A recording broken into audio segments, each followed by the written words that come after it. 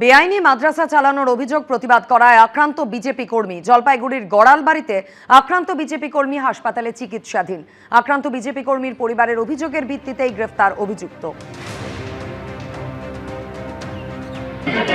মদতদাতা হিসাবে যদি যাও, লতিফ করাইছি। কোন দলের আপনি? আমি বিজেপি কার্যকর্তা।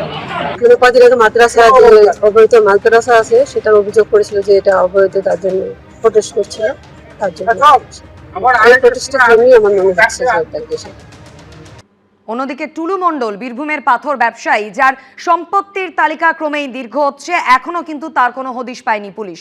আর এরই মধ্যে আত্মীয়ের পর এবার গ্রেফতার করা হলো টুলু মণ্ডলের ম্যানেজারকে। গতকাল রাতে গ্রেফতার করা হয়েছে টুলু ওরফে মোহাম্মদ নাজিবুদ্দিনের ম্যানেজারকে। ধৃত সীতেশ প্রামাণিক টুলু মণ্ডলের ক্রিমিনাল সিন্ডিকেটের দায়িত্বে ছিল।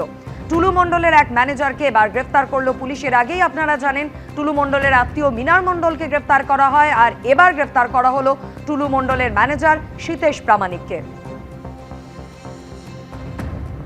ক্রিমিনাল সিন্ডিকেটের লিয়াজও হতো টুলু মণ্ডলের এই ম্যানেজারের মাধ্যমেই, এমনটাই পুলিশ সূত্রে খবর।